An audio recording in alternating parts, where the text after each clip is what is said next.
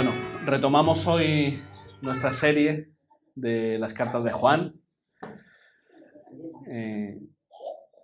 con el séptimo sermón de la serie, que como ha dicho el hermano Salva está titulado Amor en verdad y acción, no de palabra.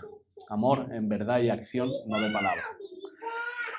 Está basado en Primera de Juan, capítulo 3, versículos 10 al 18. Os pido que vayáis abriendo vuestra Biblia, que lo vamos a leer. Vamos a estar leyendo el texto. Primera de Juan, capítulo 3, versículos del 10 al 18.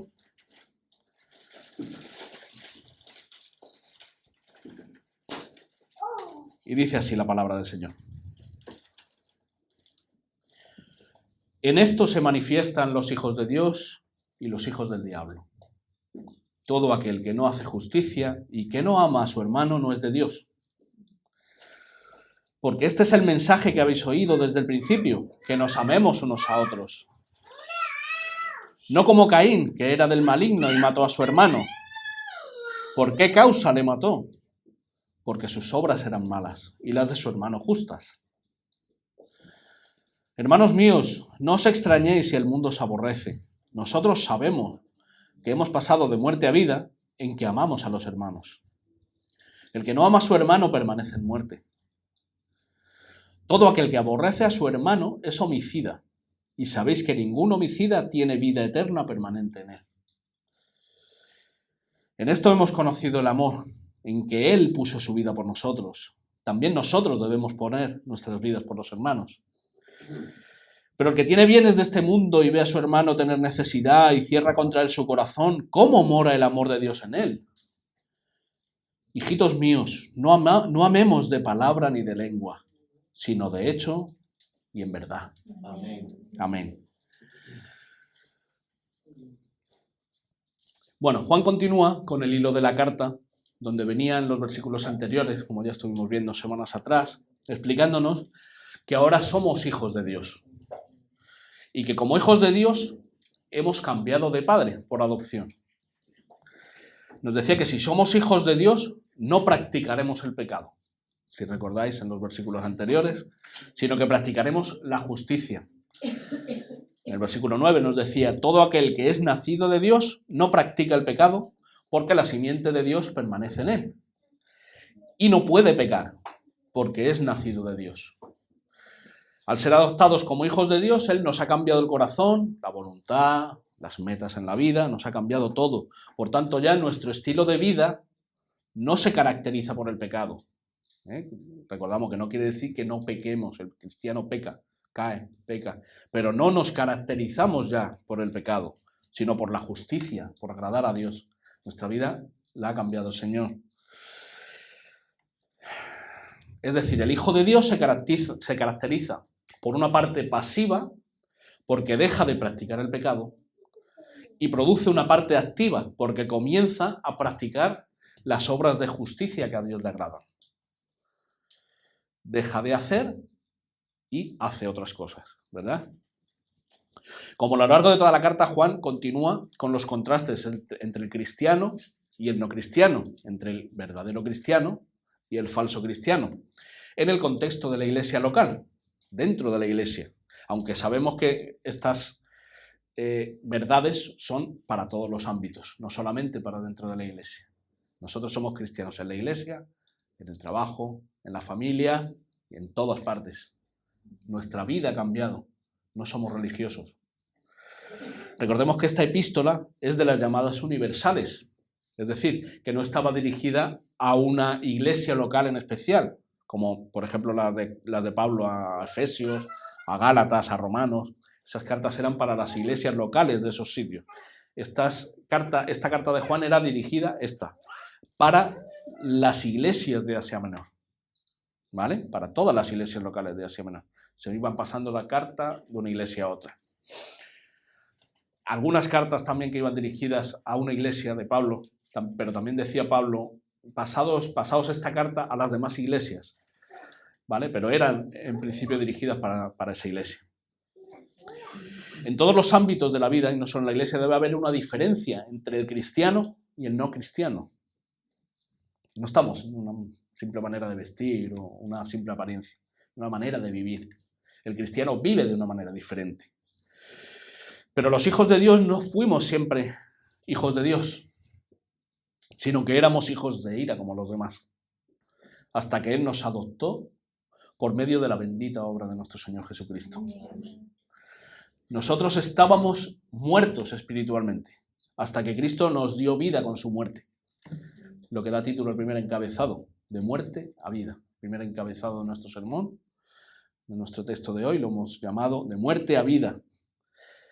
En el mundo estamos acostumbrados a escuchar que todos somos iguales, ¿verdad? Todos somos iguales. No hay ninguna distinción entre personas, ¿vale? Entre razas, sexos, todos somos iguales. Evidentemente, hablando de derechos, de deberes, eso debe ser así. Nadie está discutiendo eso, ni mucho menos. Eso debe ser así. No debe haber ninguna distinción por sexo, por raza, por cultura, en derechos y en deberes. Pero eso no quiere decir que seamos iguales. Es sencillamente, eso no es verdad. No somos iguales. Todos tenemos, como hemos dicho, los mismos derechos y deberes como personas, pero no somos iguales. Por ejemplo, un hombre no es igual que una mujer. No es igual. Debemos tener, repito, los mismos derechos, los mismos deberes, pero un hombre no es igual que una mujer. Biológicamente somos diferentes. Tenemos complexiones físicas diferentes y hasta está demostrado científicamente que el cerebro de un hombre y el de una mujer son diferentes. Está demostrado científicamente. Por cierto, por si alguien piensa que este comentario puede ser machista, en muchos aspectos el de la mujer es superior al del hombre, ¿vale? O sea que no lo digo en el sentido contrario. Está demostrado científicamente. En otros no, ¿eh? Mujeres. En otros no. Y así con muchas otras cosas. Otro ejemplo, como norma general, y digo como norma general, siempre hay excepciones, los hombres de raza negra suelen ser físicamente mucho más fuertes que los hombres de raza blanca. No hablamos de entrenamiento, sino por naturaleza. Suelen ser. Eso es una diferencia general, repito, hay excepciones. Entonces, cada uno tenemos nuestras características, ¿verdad? Sin embargo, estas distinciones entre personas no hacen que ninguna de ellas sea superior a la otra. Para nada. Al contrario, cada uno tiene sus características. La mujer como mujer, el hombre como hombre, etc. Sin embargo, espiritualmente hablando, para Dios existen dos tipos de personas, o dos razas espirituales. Los hijos de Dios y los hijos del diablo. No hay más. O eres hijo de Dios, o eres hijo del diablo. No hay más. Espiritualmente hablando, es así. Los hijos de Dios somos los que hemos sido redimidos por la sangre de Cristo y hemos creído en Él. Y ahora vivimos para Él. Los hijos del diablo son todos los demás. No hay más distinción. O eres lavado por la sangre de Cristo y de esa forma has sido adoptado como hijo de Dios, o eres hijo del diablo. Todos somos desde que nacemos hijos del diablo. Realmente. Todos somos hijos del diablo desde que nacemos. No por defecto de fabricación, porque Dios nos fabricó perfectos, sino causado por la caída de Adán y Eva en el huerto del Edén y seguido por nuestro propio pecado. Desde que la serpiente antigua, el diablo, les dijo a Adán y Eva, seréis como Dios, y estos te escucharon, toda la humanidad por venir, fuimos adoptados como hijos de él, como hijos de la serpiente, como hijos del diablo. Y como nacemos hijos del diablo, nacemos separados de Dios. Es decir, nacemos muertos espiritualmente. Aquí en el versículo 10, Juan nos dice las dos características que manifiestan los hijos de Dios y las que no manifiestan los hijos del diablo, porque ni pueden ni quieren. Dice, en esto se manifiestan los hijos de Dios y los hijos del diablo. Todo aquel que no hace justicia y que no ama a su hermano, no es de Dios, es decir, es del diablo. Juan nos hace un llamado al discernimiento. Él nos insta a que observemos entre nosotros, entre la Iglesia, esos dos aspectos, con la intención de restaurar si alguno falla, evidentemente. Tenemos que observar si hacemos justicia, mirándonos nosotros mismos y mirando a los hermanos, y si amamos a los hermanos. Estas son las dos evidencias fundamentales que diferencian al cristiano verdadero y al falso cristiano, o al cristiano y al no cristiano. El cristiano verdadero hace obras de justicia que agradan a Dios y ama a sus hermanos. El falso cristiano puede decir o parecer que hace esas obras y puede amar de palabra, pero no en verdad y en acción. De la primera evidencia, de las obras de justicia, ya nos venía hablando en el texto anterior, en los versículos anteriores, del 1 al 9, por ejemplo, el versículo 7, dice: hijitos, nadie os engañe, el que hace justicia es justo, como Él es justo.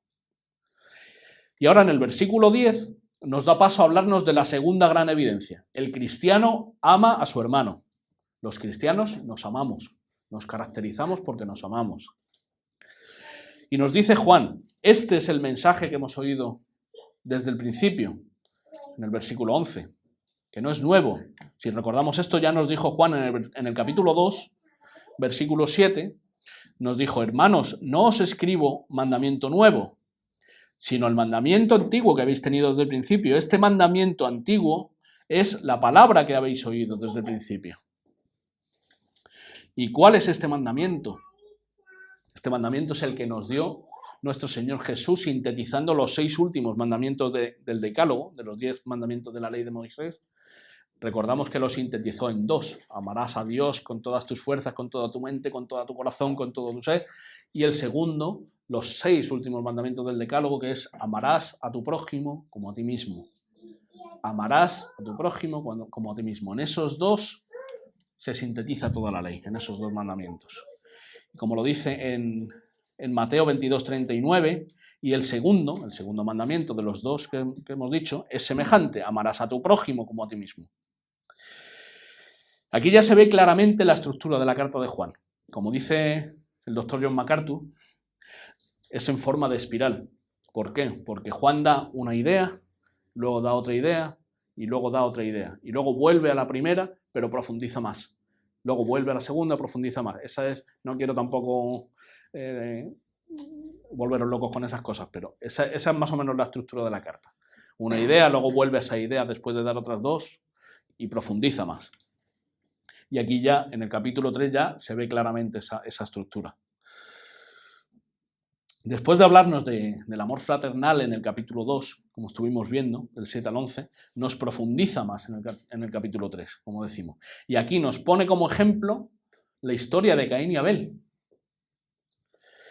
poniendo claramente como figura del verdadero cristiano Abel y como falso cristiano religioso Caín, ¿verdad? Después de decir que el mandamiento que nos amemos a unos a otros, dice el versículo 12, no como Caín, que era del maligno y mató a su hermano. ¿Y por qué causa le mató? Porque sus obras eran malas y las de su hermano justas.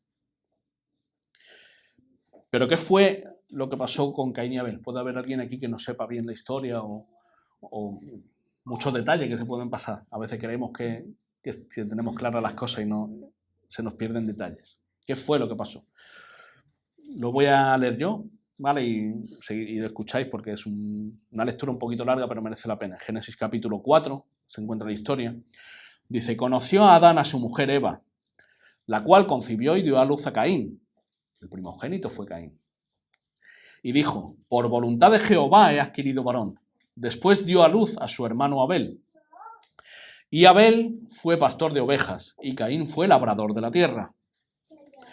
Y aconteció andando en el tiempo que Caín trajo del fruto de la tierra una ofrenda a Jehová. Y Abel trajo también de los primogénitos de sus ovejas, de lo más gordo de ellas. Y miró Jehová con agrado a Abel y a su ofrenda, pero no miró con agrado a Caín y a la ofrenda suya. Y se ensañó Caín en gran manera, y decayó su semblante, Entonces Jehová dijo a Caín, ¿por qué te has ensañado? ¿Y por qué ha decaído tu semblante? Si bien hicieres, no serás enaltecido, y si no hicieres bien, el pecado está a la puerta.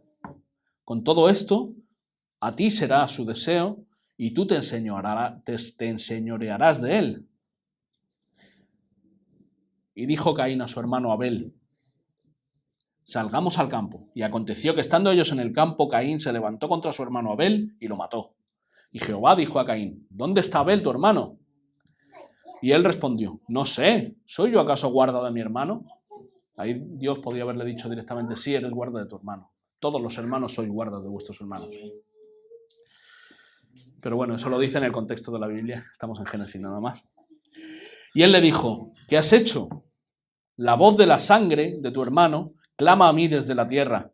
Ahora pues, maldito seas tú de la tierra, que abrió su boca para recibir de tu mano la sangre de tu hermano. Bueno, y alguno pensará, pues yo en su día también lo pensé, bueno, les tenía esa duda, ¿no? ¿Por qué Dios aceptó gustoso la ofrenda de Abel y rechazó la de Caín? ¿Por qué? Los dos llevaron su ofrenda, ¿verdad? ¿Qué diferencia había? Que uno llevó la tierra, otro llevó un animal. Bueno, sí, entre otras cosas. Pero lo primero que quería resaltar es, dice el versículo 4 y 5, versículo 4b y 5, dice, y miró Jehová con agrado a Abel y su ofrenda, no la ofrenda de Abel. Miró con agrado Dios a Abel y su ofrenda, es decir, su corazón y la ofrenda. Pero no miró con agrado a Caín y su ofrenda.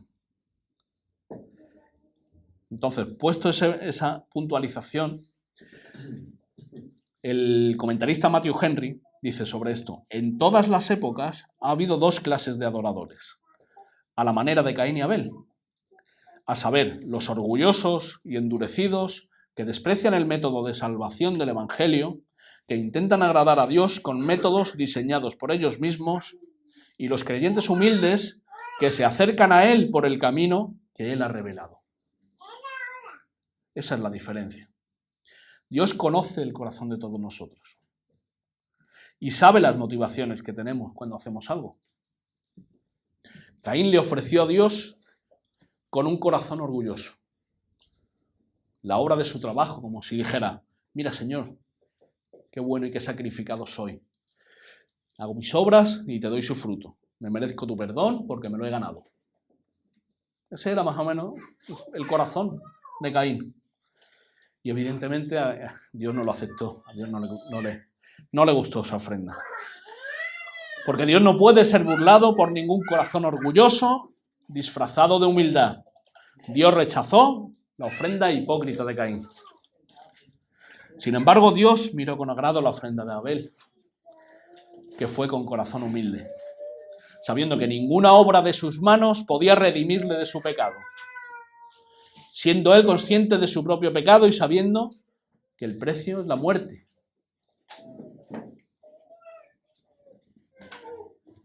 Abel mató a su animal primogénito más engordado y lo ofreció a Dios.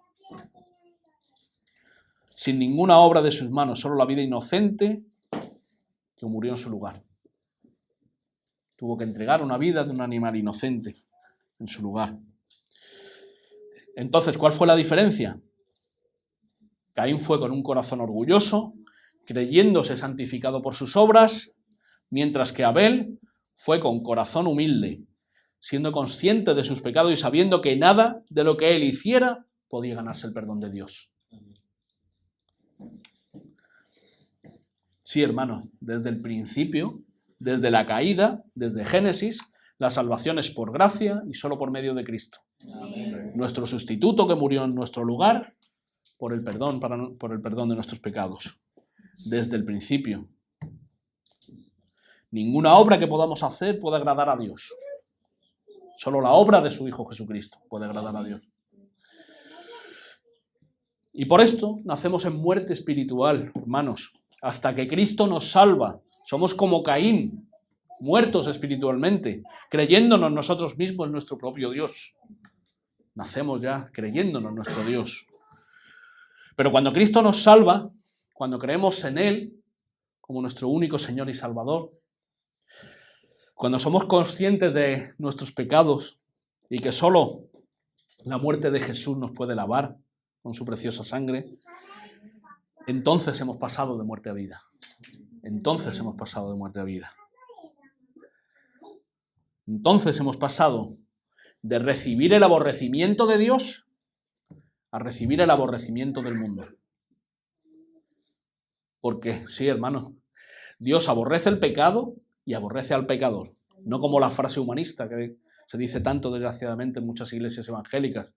Que dicen, Dios aborrece al pecado, pero ama al pecador. Eso directamente es falso, no es bíblico. No viene en la Biblia por ninguna parte, ni en el contexto de toda la Biblia. Dios odia al pecado y odia al pecador. Porque el que va al infierno es el pecador, no el pecado. Esta frase es herejía.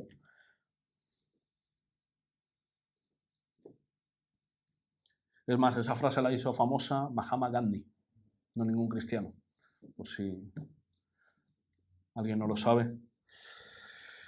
Por eso dice, hermanos míos, no os extrañéis si el mundo os aborrece. No os extrañéis si el mundo os aborrece. Hermanos, ¿no os ha pasado que desde que Cristo os salvó habéis perdido amistades? Habéis perdido incluso relaciones familiares. ¿No os ha pasado eso? ¿No habéis notado el rechazo y el menosprecio de personas que antes incluso os admiraban? Y desde que dijiste, mira que soy cristiano, que le habéis hablado de Cristo, ¿os han rechazado? ¿O han cambiado, como mínimo han cambiado totalmente su actitud con vosotros? A mí me ha pasado. Y debe ser así. Desgraciadamente debe ser así, hermano. Como Juan nos dice, no os extrañéis. Dice, no os extrañéis. Como diciendo, va a ser así, es inevitable. Y a esto se refería nuestro Señor Jesús cuando dijo en el Sermón del Monte, una vez más vemos la clara relación que tienen las cartas de Juan con el Sermón del Monte, las dos series que estamos llevando. Dice, no penséis que he venido a traer paz en la tierra. No voy a profundizar mucho en esto, que si no Jesús se va a meter conmigo. No penséis que he venido para traer paz a la tierra. No he venido para traer paz, sino espada. Porque he venido para poner en disensión al hombre contra su padre, a la hija contra su madre y a la nuera contra su suegra. Esto es el Señor Jesús hablando, ¿eh? Y los enemigos del hombre serán los de su casa. El que ama a su padre o madre más que a mí no es digno de mí. El que ama a su hijo o hija más que a mí no es digno de mí. Y el que no toma su cruz y sigue en pos de mí no es digno de mí. El que haya su vida la perderá, y el que pierde su vida por causa de mí la hallará, dice Jesús. A ver, el Señor no está diciendo aquí que no debemos amar a nuestros familiares, evidentemente, ni que los abandonemos, ni nada de eso, evidentemente. Lo que está diciendo es que el aborrecimiento a Dios natural del hombre le va a llevar a aborrecernos también a nosotros, ya sean familiares, sean amigos, sean nuestros hijos, nos van a aborrecer y tenemos que estar hechos a la idea. El no cristiano nos va a aborrecer y la única forma de que no nos aborrezca es que se convierta. Prediquémosle el Evangelio. Amén. Prediquémosle el Evangelio. Es la única manera. Nosotros debemos amar, evidentemente, a nuestros familiares, a nuestros amigos. Pero si no amamos al Señor más que a nuestros propios padres o incluso que a nuestros propios hijos, no somos dignos de Él. No somos verdaderos cristianos. Es así. Por eso no os extrañéis si el mundo se aborrece. Eso va a ser así. Si no te pasa eso, deberías preocuparte. Porque quizás crees que eres cristiano, pero no lo eres. Estás haciendo las obras de Caín, ¿verdad? Viniendo a la iglesia, compartiendo con la esposa de Cristo, pero no siendo parte de ella. La iglesia somos nosotros, no es este local. Hermanos, nosotros hemos pasado de muerte a vida. Y dice el versículo 14, nosotros sabemos que hemos pasado de muerte a vida en que amamos a los hermanos.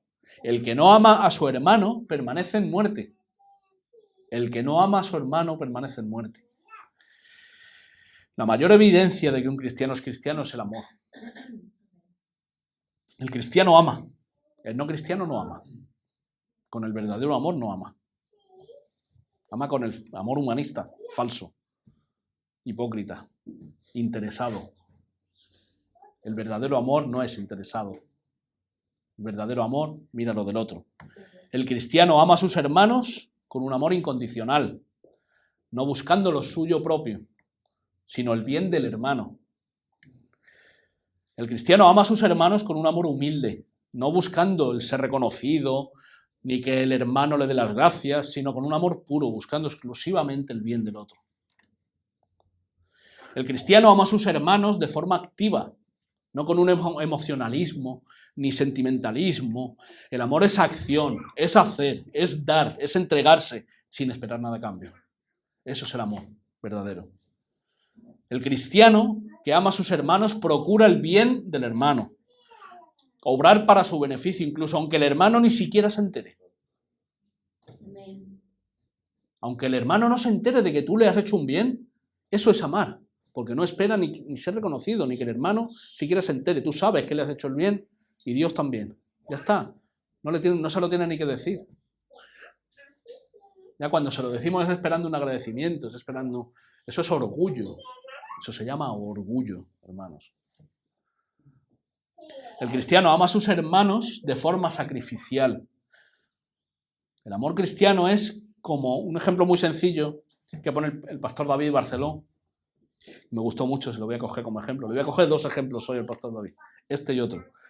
Si estamos dos hermanos solos, los dos tenemos sed, y yo tengo un vaso de agua, yo me quito mi vaso de agua y se lo doy a mi hermano, y yo me quedo sin beber el agua. Ese es el verdadero amor cristiano. Ese es el amor sacrificial. Ese es el amor de Cristo. Y es el amor que nosotros debemos tener entre nosotros. En esto sabemos que hemos pasado de muerte a vida, si tenemos ese amor. Y si practicamos ese amor, mejor dicho. Pero el que no ama así permanece en muerte, dice el Señor por medio de Juan. Observemos nuestro corazón si está dispuesto a amar así, hermanos, y pongámoslo por obra.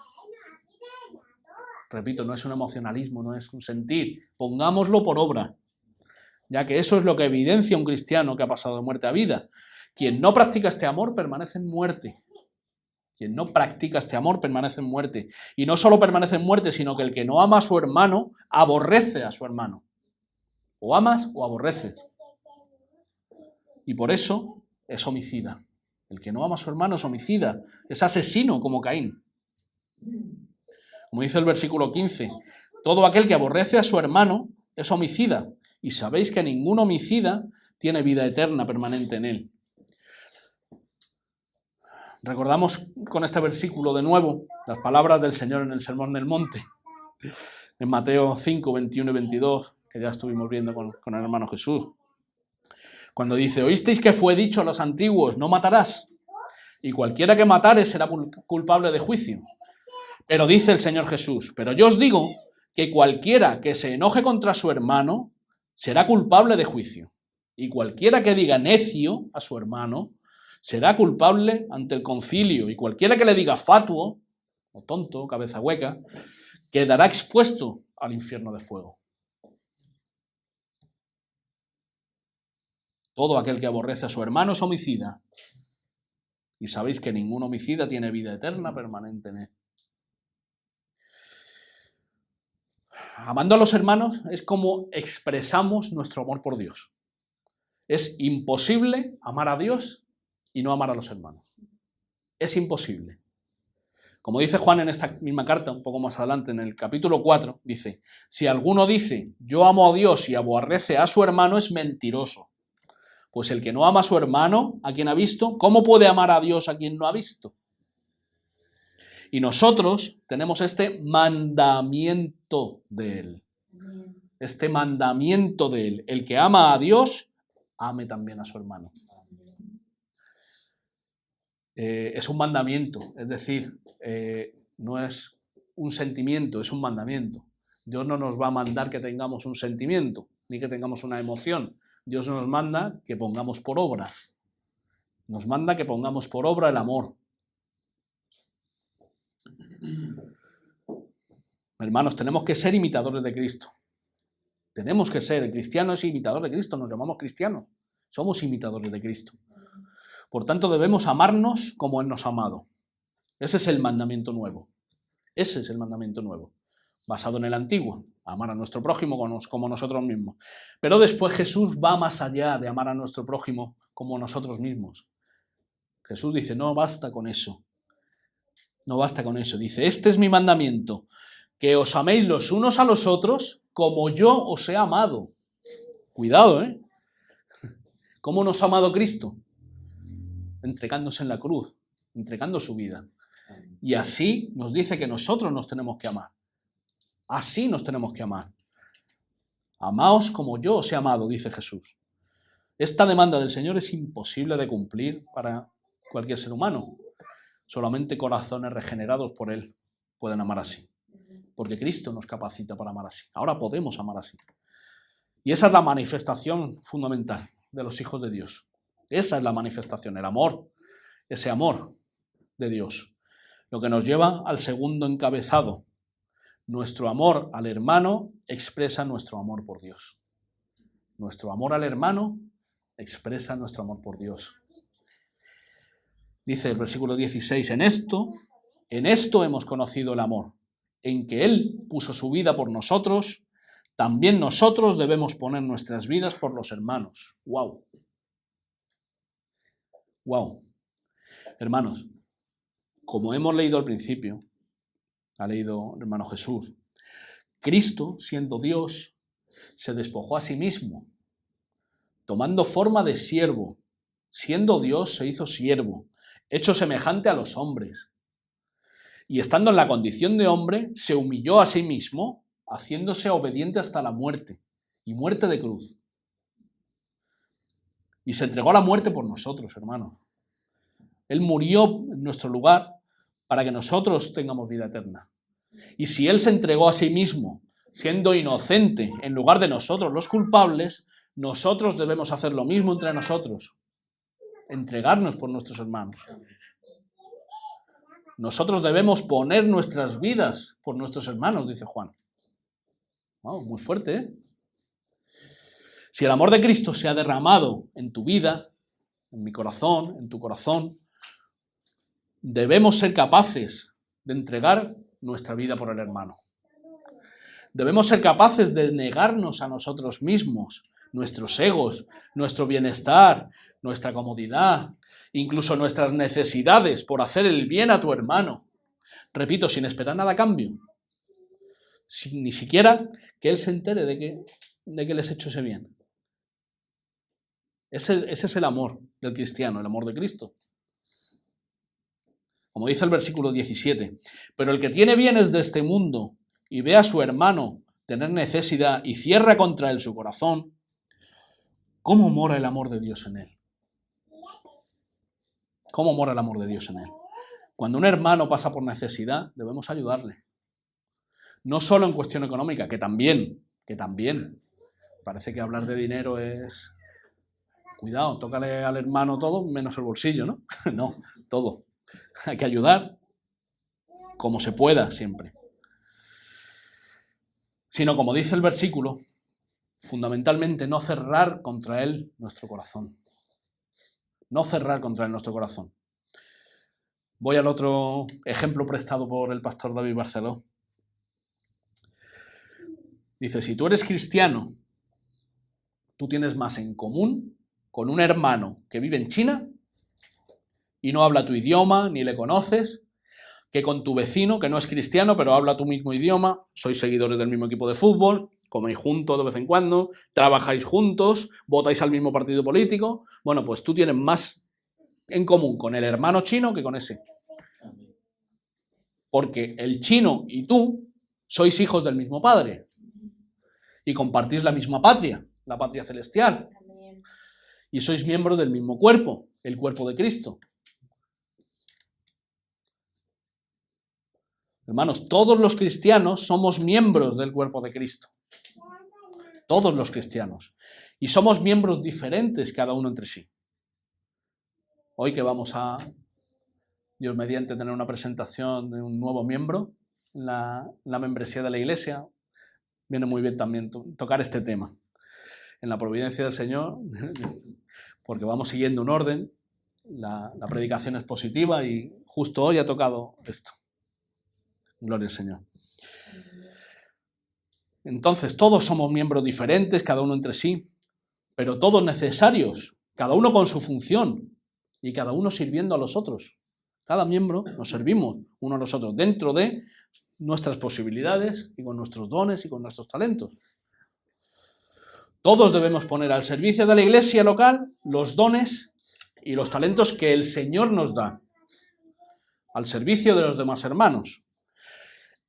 Esto no significa que solamente lo hagamos en los cultos y en las actividades de la iglesia. Esto significa siempre y cuando y con quien surja la posibilidad de servir a un hermano. No son actividades de iglesia.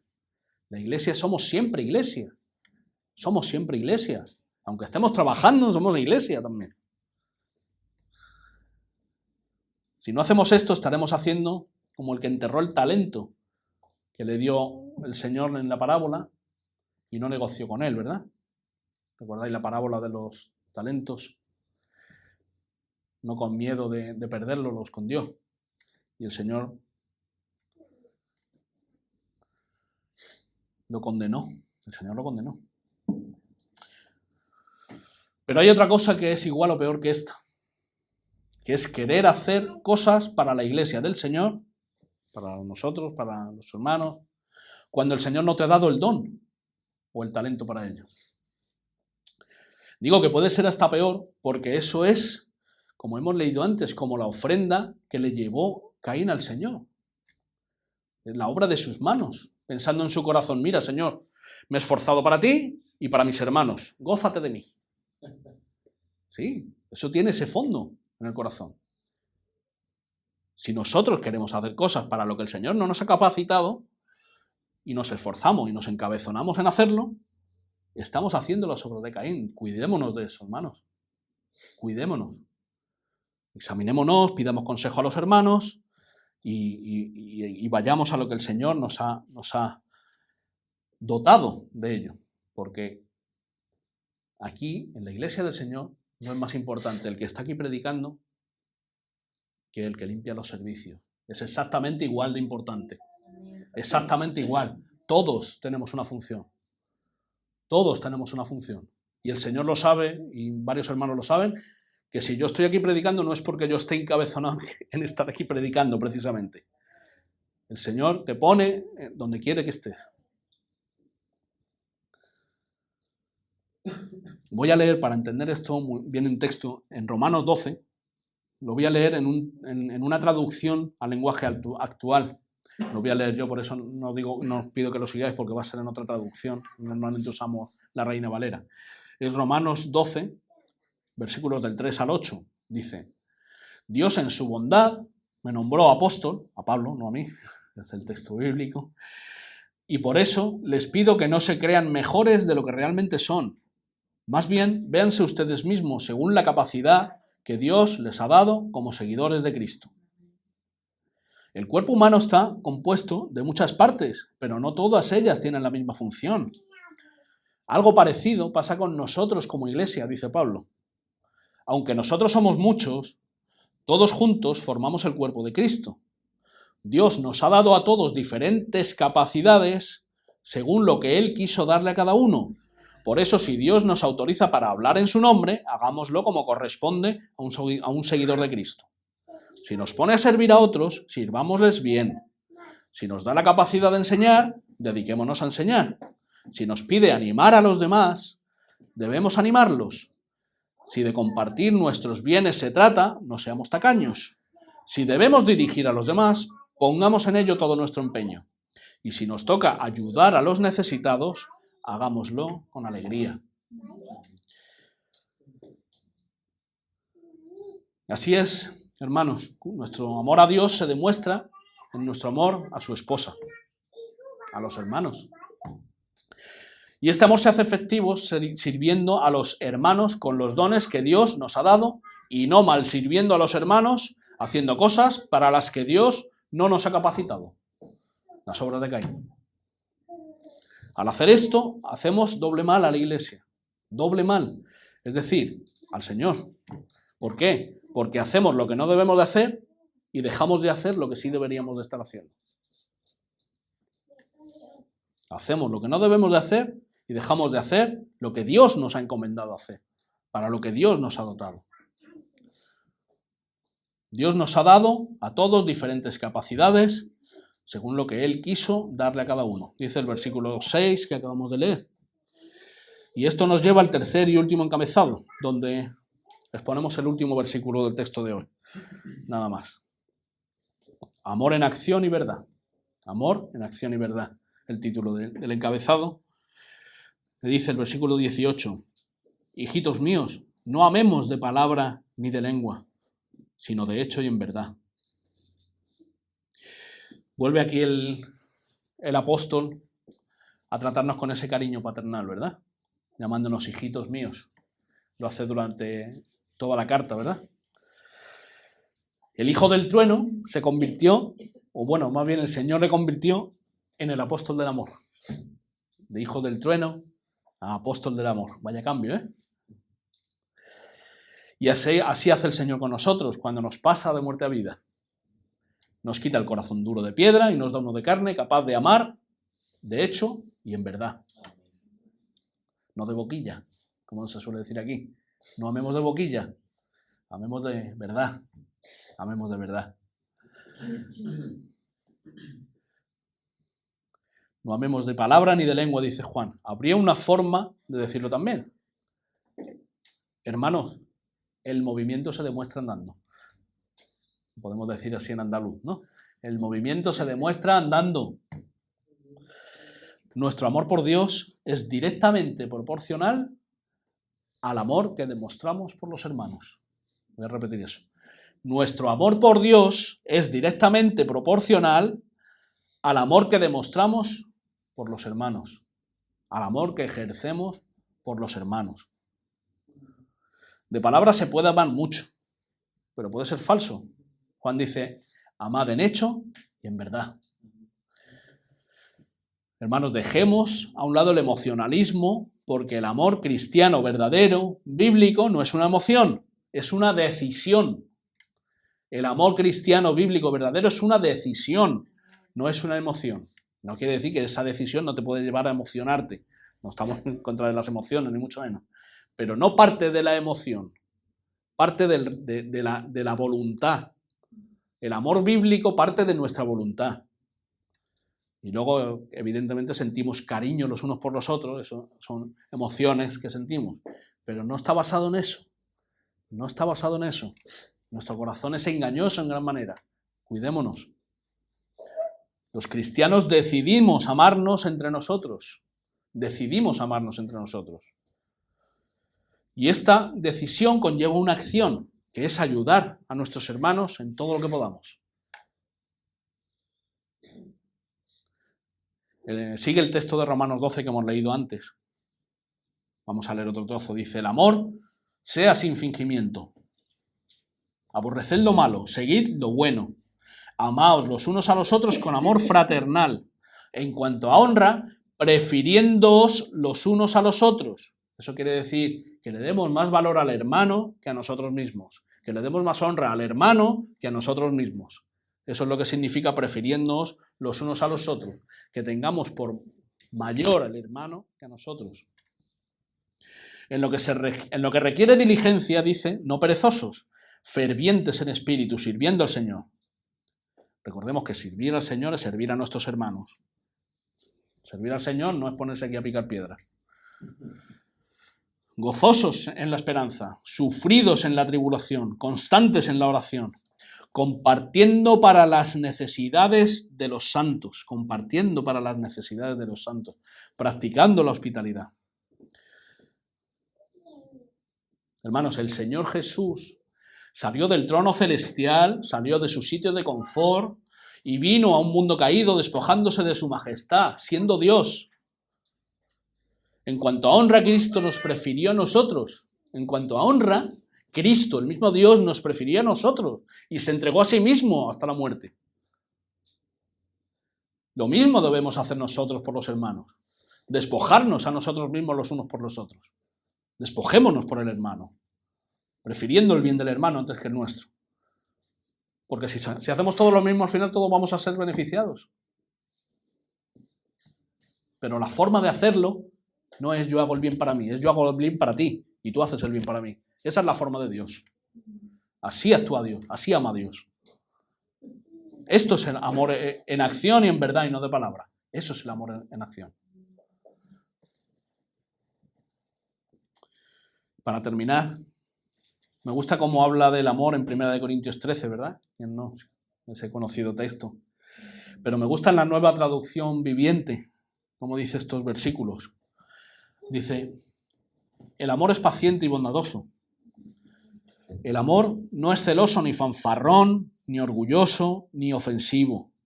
No exige que las cosas se hagan a su manera. No se irrita ni lleva un registro de las ofensas recibidas. No se alegra de la injusticia, sino que se alegra cuando la verdad triunfa. El amor nunca se da por vencido, jamás pierde la fe. Siempre tiene esperanzas y se mantiene firme en toda circunstancia. Hermanos, así es el amor verdadero. El amor bíblico, el amor de Dios. Todo lo que se salga de ahí es terrenal, es diabólico, es falso. Es un amor distorsionado. Miremos a la cruz del Calvario, si queremos ver el amor. Miremos una y otra vez a la cruz. Ahí está la mayor muestra de amor jamás hecha, jamás realizada.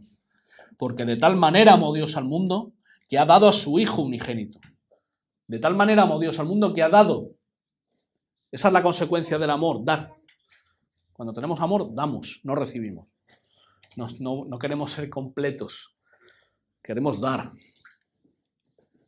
Para que todo aquel que en él cree no se pierda, mas tenga vida eterna. Miremos a nuestro Salvador muriendo en la cruz, por nuestra culpa, y mientras muere lavando esa culpa que caía sobre nosotros, por nuestro pecado. Cristo estaba pagando la deuda ahí. Y esto es lo que vamos a recordar ahora con la Cena del Señor, después, dentro de unos minutos, la muerte expiatoria del Señor en la cruz por nuestros pecados. Nuestro Señor fue machacado, como vamos a machacar nosotros el pan con nuestras muelas. Fue machacado en la cruz. Y su preciosa sangre fue derramada hasta la última gota, como vamos a derramar el vino en nuestro interior.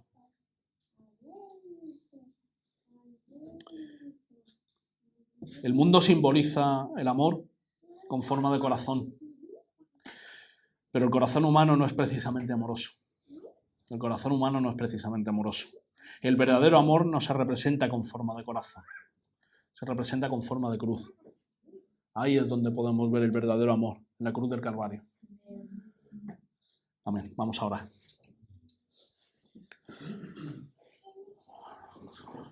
Señor, ayúdanos, Padre, ayúdanos porque ahora somos tus hijos y ahora tú nos has capacitado para amarnos. Tú quieres que tu iglesia seamos uno en ti, Señor, y que nos amemos los unos a los otros como tú nos has amado, Señor. Que nos entreguemos los unos por los otros y que demos nuestra vida, si es necesario, los unos por los otros, Señor. Señor, sabemos que nuestra verdadera familia es la familia espiritual, la familia de Cristo. Y ello lo tenemos que demostrar y tenemos que actuar en consecuencia, Señor. Pero si actuamos en consecuencia es porque tú nos has amado primero, Señor. Y tú nos has capacitado para ello y tú has puesto en nosotros tanto el querer como el hacer por tu buena voluntad, Señor. Porque para nosotros será imposible, Señor. Gracias, Padre. Gracias por tu palabra. Ayúdanos a crecer cada día en santidad, a ser cada día más conforme a la imagen de tu Hijo, y a que tu palabra sea aplicada por tu Espíritu en nosotros, en cada uno de nosotros, conforme a nuestra necesidad, Señor. Te lo pido en el nombre de Jesús. Amén. Amén.